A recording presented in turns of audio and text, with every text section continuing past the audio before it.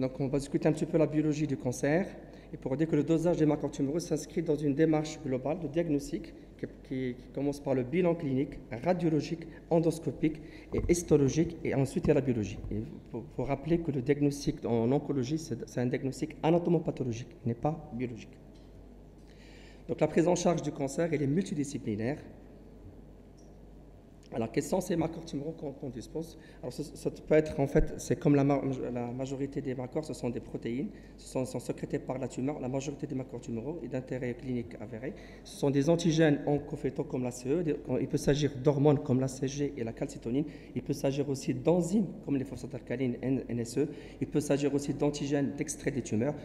Ils sont aussi le témoin d'une réaction de l'hôte à l'envahissement tumoral. Ils sont non spécifiques d'une pathologie tumorale. C'est l'exemple de la ferritine, de la bêta-2 microglobuline et de la thyroglobuline.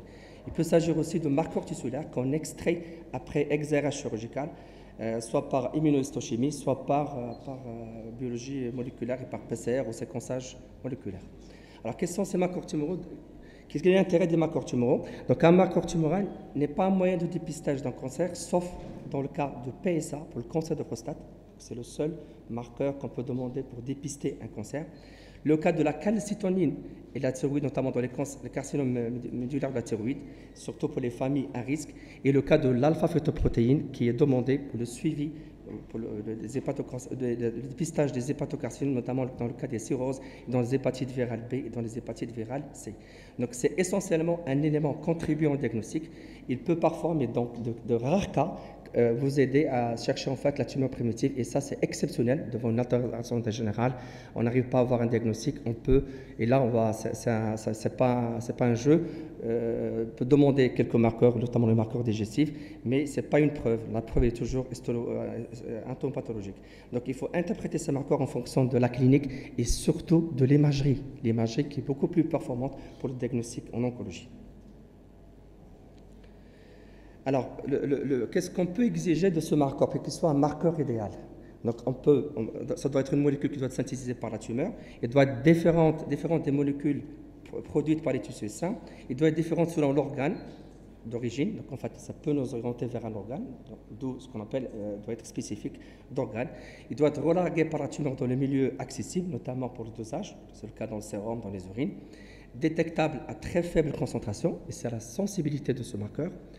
Et la concentration doit refléter un petit peu l'évolution de la masse tumorale. Donc, il ne doit pas donner aussi de faux positifs ni de faux négatifs. En résumé, ce marqueur idéal n'existe pas actuellement. Il n'y a pas un marqueur idéal. Donc, ces critères, il n'y a pas un marqueur tumoral quand vous avez en biologie qui peut répondre à ces critères. Donc, le marqueur idéal doit être spécifique, donc absent du tissu ou d'organes sains et non exprimé par un autre tissu. Il doit être sensible pour pouvoir permettre un dépistage de la population atteinte, son taux en relation avec la taille et l'agressivité de la tumeur et prédire les rechutes. Son taux doit diminuer avec l'efficacité thérapeutique. Ça, c'est un élément qui est important. C'est ce qu'on exige maintenant de marqueurs tumoraux, c'est de nous renseigner au moins sur la cinétique et la réponse au traitement. Donc, c'est un marqueur rare. Donc, aujourd'hui, ce qu'on cherche, un compromis entre la sensibilité et la spécificité du marqueur. Alors, à l'exception de l'ACG chez l'homme, qui n'existe pas de marqueur spécifique de tumeur, donc l'ACG dans les tumeurs testiculaires de l'homme, il est spécifique. Donc, si vous avez une tumeur testiculaire, vous dosez l'ACG, surtout l'ACG libre, pas le bêta-ACG, que demandez chez la femme enceinte, ça peut vous orienter vers une tumeur germinale testiculaire. Donc, plutôt, on parle de molécules dont la présence à forte concentration est associée à une tumeur probable. Donc, il n'y a pas de marqueur spécifique, mais on dit que ce sont des molécules dont la présence à forte concentration est associée à une tumeur probable. Donc, il y a une probabilité. Donc, c'est quoi ce compromis entre sensibilité et spécificité? En fait, c'est déterminer en fait, ce seuil décisionnel. À partir de ce seuil, on peut dire que le marqueur est positif. Donc, vous voyez, il y a une médiane. Donc, c'est un seuil. En fait, c'est une valeur du marqueur. Au-dessus de cette valeur, le marqueur est positif. En dessous, le marqueur est négatif. C'est important. Donc, c'est un compromis qu'il faut chercher, que les firmes qui produisent les réactifs essaient de démontrer selon les populations. Donc, si on a cette médiane, donc les valeurs au-dessus sont positives, les valeurs en dessous sont négatives. Alors, si on dévie cette médiane en bas, donc si on dévie cette médiane en bas, on va prendre à tort des sujets qui étaient négatifs, on va les prendre comme des faux positifs. À l'inverse, si on divise cette médiane de l'autre côté, on aura plus, enfin, on aura à traiter des sujets qui sont atteints, on va les considérer comme sains. Donc la notion de seuil, c'est un compromis entre spécificité et sensibilité du test. Donc du fait de cette variabilité biologique, de la production basale de marqueurs tumoraux non liés au cancer, donc le compromis qu'on a retrouvé, et là il est bien dessiné, c'est une médiane, et là il y a un chevauchement des distributions des deux populations, population saine, les individus sains, les individus atteints. Et vous voyez, il y a ce chevauchement, là on a des faux négatifs, enfin c'est des patients qui sont atteints et qui sont considérés par ce dosage de ce marqueur comme faux négatifs. À l'inverse, des sujets sains et qui sont considérés comme positifs, ce sont des faux positifs. Donc c'est une notion qui est très importante. Deuxième notion, c'est cette corrélation entre le taux du marqueur tumoral et la masse tumorale. Est-ce qu'il y a une corrélation? Est-ce que le fait d'avoir un taux élevé d'AFP par exemple ou d'ACE, est-ce que ça nous renseigne sur la... Alors l'exemple est bien illustré. On aura pour le même taux, en fait, pour la même valeur de marqueur, alors il peut s'agir d'une grosse tumeur qui est peu sécrétante. À l'inverse, il peut s'agir d'une petite tumeur très sécrétante. Toujours la même valeur en fait du marqueur. Il peut s'agir d'une tumeur qui est volumineuse, mais qui est hétérogène, et c'est seulement cette partie qui sécrète. Il peut s'agir aussi d'une tumeur qui est nécrosée. Donc il n'y a pas de corrélation entre la taille de la tumeur et la valeur du marqueur tumoral. Ce qu'on cherche surtout, c'est la valeur de base, et le patient, quand il est pris en charge en oncologie, notamment en chimiothérapie, cette valeur de base, il faut la garder, et quand elle répond au traitement, il y a une baisse de la cinétique de du marqueur tumoral. Donc, ce qu'on doit chercher, on doit chercher en fait un marqueur tumoral qui doit être relargué dans la circulation sanguine ou dans les liquides biologiques pour pouvoir être dosé. Donc, ça commence toujours par une phase préanalytique, ce qu'on appelle stade de prélèvement. Il y a une grande variabilité structurelle entre les tumeurs, difficulté de dosage des marqueurs et la réactivité variable selon les techniques. Alors, vous aurez le même sérum, vous l'envoyez à 4-5 laboratoires, vous aurez des valeurs différentes. Alors, selon la sensibilité et la technique utilisée. Alors, la technique, ça dépend des anticorps monoclonaux. Ces anticorps monoclonaux recherchent des épitopes qui sont spécifiques à chaque molécule. Donc, c'est pour ça, ce qui est intéressant quand vous avez un marqueur, il faut garder la même technique et le même laboratoire. Et la grande disparité intertechnique suivie dans le même laboratoire et l'obligation de conserver une fraction de sérum congelé pendant 2 ans. Ça, c'est ce qu'on appelle les sérothèques. C'est les biologistes.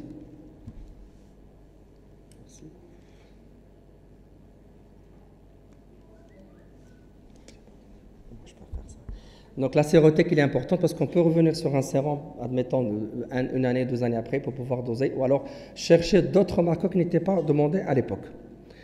Donc les prélèvements, ça peut s'agir d'un prélèvement sanguin, il peut s'agir d'urine, il peut s'agir de LCR ou de liquide d'épanchement. Souvent, enfin, ce qui est recommandé, c'est les tubes secs sans gel. Et de préférence à jeun, il y a une petite interférence en fait par rapport au repas. Donc de préférence au dosé, c'est une irritation. Alors, toute irritation du système digestif peut faire augmenter les marqueurs digestifs. Ça c'est important. Toute inflammation du système digestif peut faire augmenter les marqueurs tumoraux. Alors, les renseignements cliniques, c'est important. Est-ce que le patient est sous chimiothérapie? Est-ce qu'il y a une intervention chirurgicale qui a été réalisée chez le patient? Ça, c'est important parce qu'il y a un effet de pointe. On verra ça tout à l'heure. Et puis, pour le PSA, il y a des avis qui disent qu'il faut la faire à distance d'un toucher rectal ou d'une échographie. Donc, voilà, ça, il y a des avis. Il y a les dernières publications qui disent qu'il n'y a pas d'interférence quand on dose en fait un PSA après un massage prostatique. Voilà. Ça, c'est à prendre. Alors, on revient à l'effet pointe. L'effet pointe, c'est pour vous dire qu'après un acte chirurgical sur une tumeur, il y a un effet pointe. Le marqueur tumoral est relargué d'une manière excessive au niveau sanguin et ça donne un dosage qui est très élevé. Et là, on peut prendre ça comme un échec ou un échappement au traitement.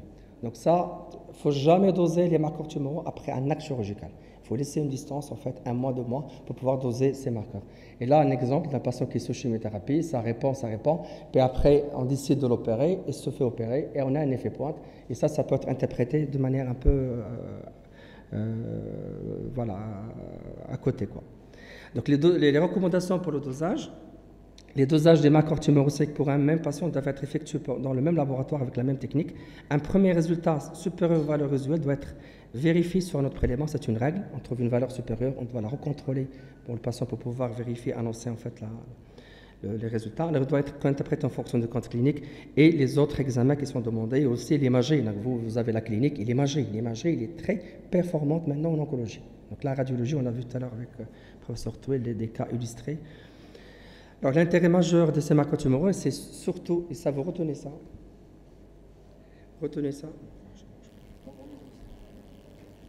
c'est bon? Ouais, excusez-moi. Donc l'intérêt majeur de ces marqueurs tumoraux, c'est le suivi et le pronostic. Donc l'intérêt, ils ont un intérêt pas pour le diagnostic. Le diagnostic, il est anatomopathologique, clinique, anatomopathologique et l'imagerie, mais l'intérêt, la place actuelle de ces marqueurs, c'est le suivi et le pronostic. Donc une augmentation transitoire après chimiothérapie, c'est dû à une destruction tumorale massive. Diminution, ça signifie une efficacité thérapeutique, donc la diminution des marqueurs tumoraux. Après traitement chimiothérapie, ça signifie surtout l'efficacité du traitement. Et l'augmentation, ça fait une baisse d'efficacité, une récidive aux métastases. Donc l'intérêt majeur, c'est le suivi et le pronostic. Alors on va commencer par le cas le plus simple, c'est le cancer de la prostate. C'est le premier cancer en fréquence. 34% des cancers de l'homme et 19,5% de tous les cancers. Il touche un homme sur 6 entre 60 et 79 ans. C'est la deuxième cause de décès par cancer chez l'homme. Alors son dépistage a un coût. Prescrire PSA, c'est un coût. Donc en France, ça coûte pratiquement 600 à 700 millions d'euros par an, qui n'est pas négligeable. Ça fait 7 à 8 millions de dosages de PSA annuellement, et dont 30% sont prescrits après 75 ans. Donc pour le dépistage de cancer de prostate, ce qui est recommandé, c'est la clinique, le toucher rectal et un dosage de PSA. Donc si une anomalie est détectée, une biopsie sera demandée par la suite pour confirmer le cancer. Et la biopsie, c'est l'anapathe avec les stades de Gleason que vous connaissez, qui permettent d'évaluer l'agressivité de la tumeur.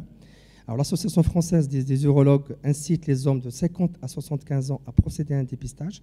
En cas d'antécédent familial, cet âge peut être raccourci. Donc, on peut recommander aux patients de faire le dépistage à 45 ans.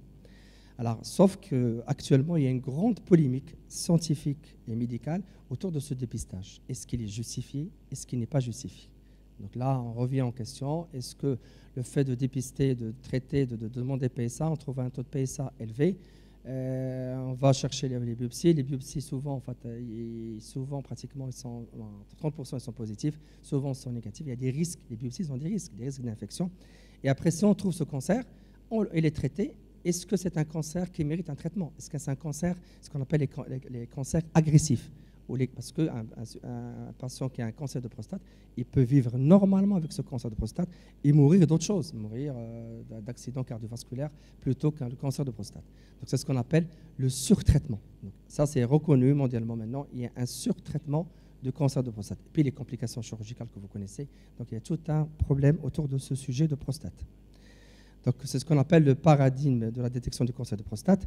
Donc une population normale, pratiquement, donc il y a une hypertrophie bénigne de la prostate, et on fait ce dépistage, PSA toucher rectal, on trouve une population, voilà, on fait la biopsie, cancer de prostate. Mais réellement, ces gens-là qui ont le cancer de prostate, ils peuvent vivre normalement avec ce cancer.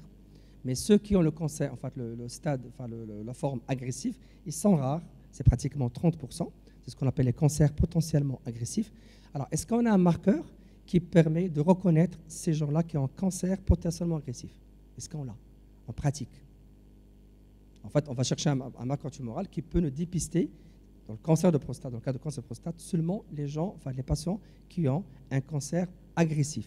Les autres qui ont un cancer mais qui est indolent, qui ne va pas évoluer, on va le laisser tranquille. Alors, ce marqueur idéal, on ne l'a pas. Donc, on l'a pas.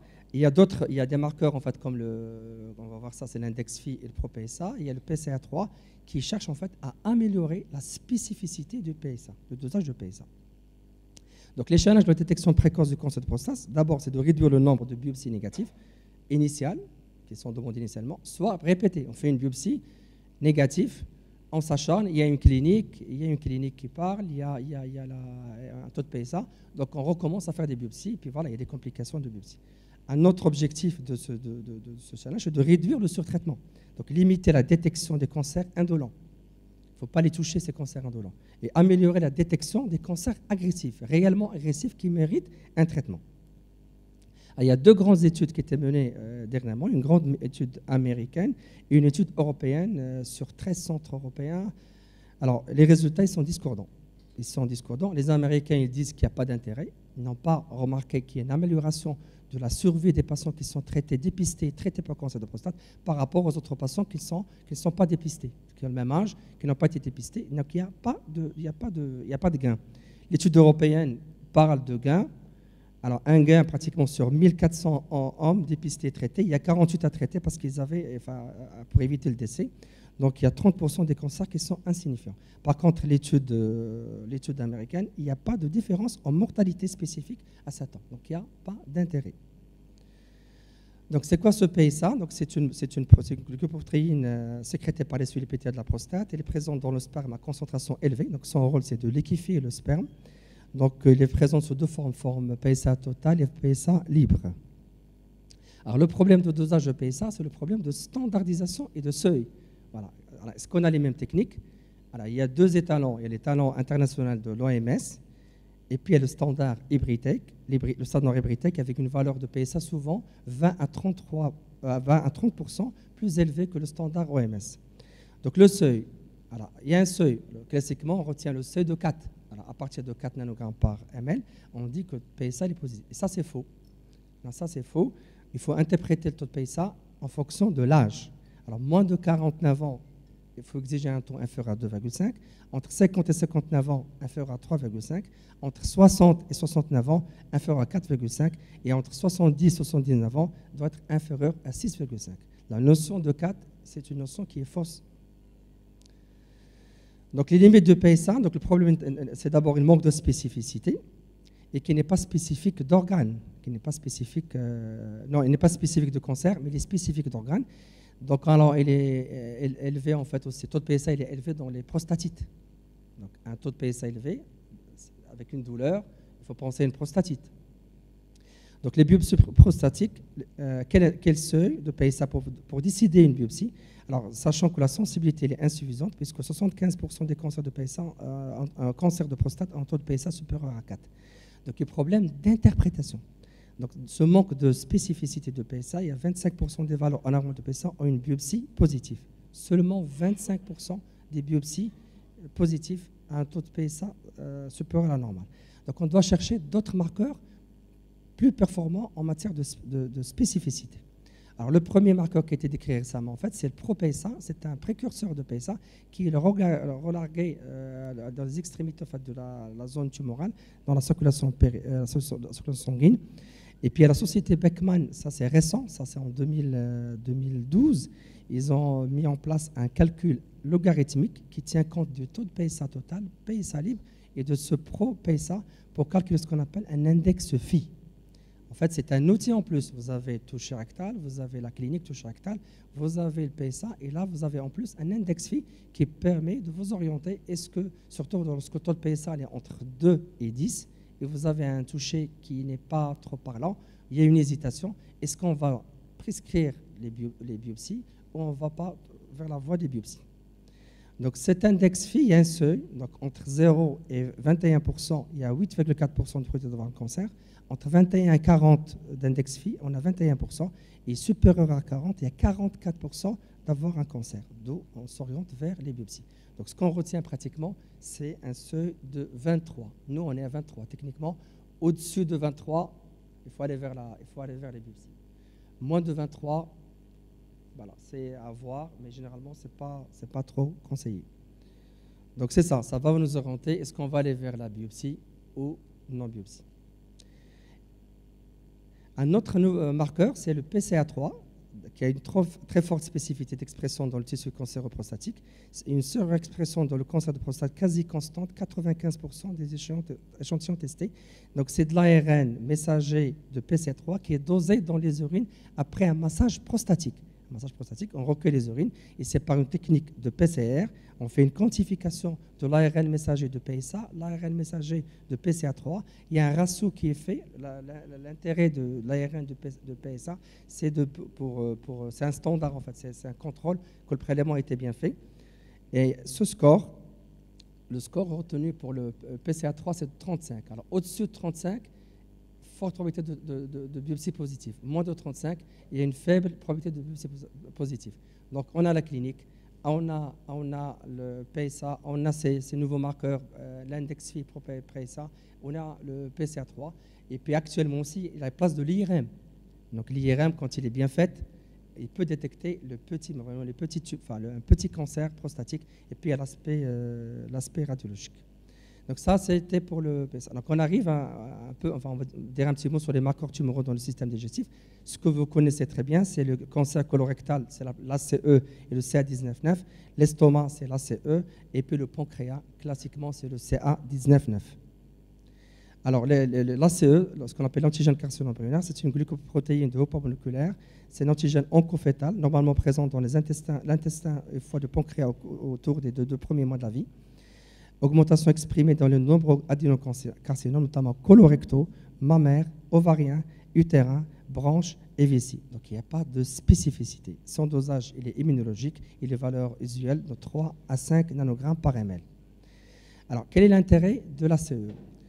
Alors l'intérêt de l'ACE, d'abord rechercher en fait le type tumoral, c'est l'adénocarcinome colorectal. Dans le dépistage, non. Est-ce qu'on dépiste un cancer colorectal par l'ACE? Non. Le diagnostic, non. Pronostic, oui. Un taux élevé, de mauvais pronostic. Thérapeutique, oui. La surveillance, oui. Donc, pas de valeur diagnostique. Il y a de faux positifs qui sont nombreux. D'abord, le tabagisme. Un taux d'ACE augmenté chez les gens tabagiques est tout à fait normal. Donc, on doit poser la question au patient, est-ce que vous fumez? Le tabac fait augmenter l'ACE. L'alcoolisme avec cirrhose, les pathologies inflammatoires digestives. Alors, toutes les pathologies inflammatoires digestives peuvent augmenter l'ACE. Et ça, c'est un élément capital dans l'interprétation. Souvent, vous recevez les patients qui sont affolés. Ils ont trouvé un taux d'ACE très élevé, ils ne sont pas rassurés, il faut les rassurer. Parce que là, la suite, c'est quoi? C'est d'aller vers l'imagerie, scanner, IRM, endoscopie. À la fin, on ne trouve rien. On dit, voilà, c'est l'erreur de laboratoire.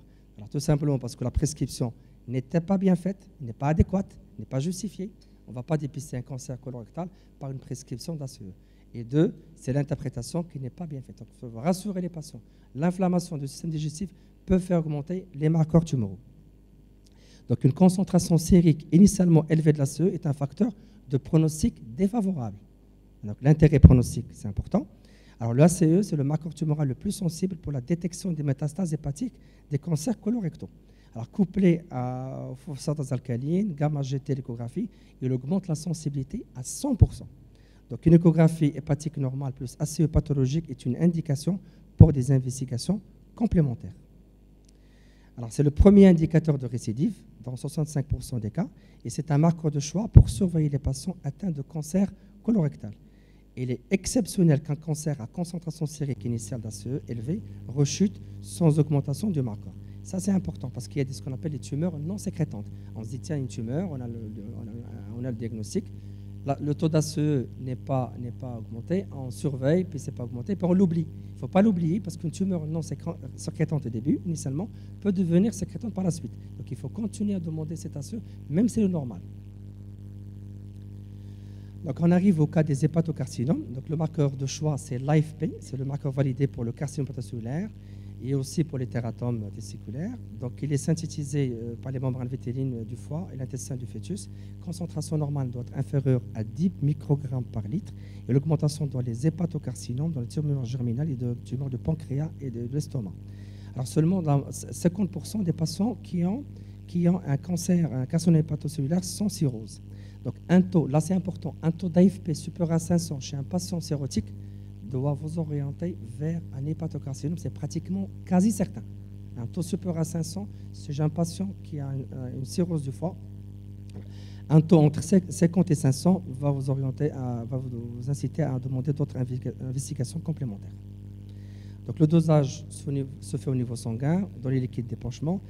On insiste aussi à une élévation non spécifique dans les pathologies hépatiques, notamment les hépatites aiguës chroniques et cirrhose, et dans les pathologies cancéreuses, notamment les métastases hépatiques et dans les tumeurs testiculaires germinales non sédimenteuses. Alors, on arrive au pancréas. Le marqueur de choix pour le cancer de pancréas, c'est le CA19-9.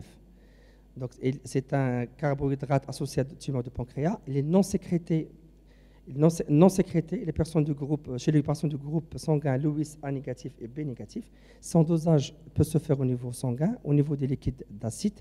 La valeur de référence doit être inférieure à 37. Une augmentation dans les tumeurs de tractus gastro-intestinal, surtout le pancréas, couplé à l'ACE. Donc, le couple ACE-CA19-9, c'est demandé en fait pour le suivi des cancers du pancréas. Et on peut assister aussi à des augmentations qui sont non spécifiques dans des pathologies digestives, notamment les pancréatites aiguës, les cholécystites, ça c'est important, les pathologies pulmonaires, dans les pathologies cancéreuses, notamment des voies biliaires, du côlon, du rectum, de l'estomac. Donc j'insiste, une augmentation de CA19-9 n'oriente pas spécifiquement vers un cancer de pancréas. Il faut rassurer les patients. Il faut leur dire qu'il y a des états inflammatoires qui peuvent... je conclue pas, il reste deux positifs. Hein. On arrive au cancer de l'estomac, c'est le CA72,4 qui peut vous orienter dans le suivi des cancers de l'estomac. Les cancers testiculaires, d'abord les tumeurs germinales non séminateuses, là c'est l'AFP, l'ACG. J'insiste, ce n'est pas les bêta-ACG demandés chez la femme, c'est l'ACG libre. Demandez l'ACG libre. Et puis les tumeurs germinales séminateuses, la même chose. L'intérêt diagnostique, facteur pronostic et dans la surveillance thérapeutique et le suivi. Les cancers thyroïdiens, il y a la thyroglobuline, qui est excellente pour valeur prédictive négative avec une surveillance thérapeutique. On assiste aussi à des élévations non spécifiques de la thyroglobuline à l'occasion d'une pathologie thyroïdienne, de palpation de la thyroïde. Faites une échographie thyroïdienne avec une palpation, ça peut faire augmenter la thyroglobuline. Ça, c'est important. Et puis les cétoponctions, tous les gestes invasifs de la thyroïde peuvent faire augmenter ce marqueur. Les carcinomes médulaires, c'est la calcitonine. Et il peut être augmenté aussi dans les cas l'éthylisme, les grossesses, les thyroïdites, l'insuffisance rénale, les atteintes hépatiques et tumorales, notamment le cancer du sein, prostate, tumeurs non endocriniennes.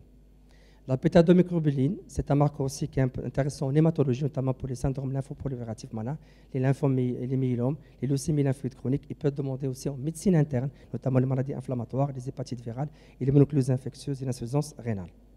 Le CA125 que vous connaissez, surtout pour le cancer de l'ovaire. Donc l'intérêt, c'est le suivi. Il n'est pas spécifique de l'ovaire. Il peut être augmenté dans des pathologies dans la grossesse, des pathologies bénignes, notamment les tumeurs ovariennes. L'endométriose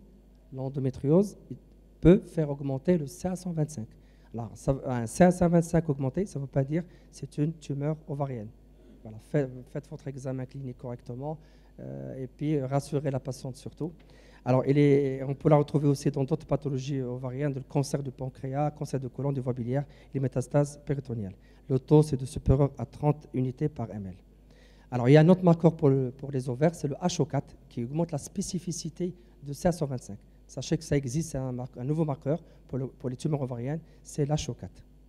Alors, en conclusion, bien connaître les limites des marqueurs et les utiliser à bon escient. Il existe beaucoup d'autres marqueurs.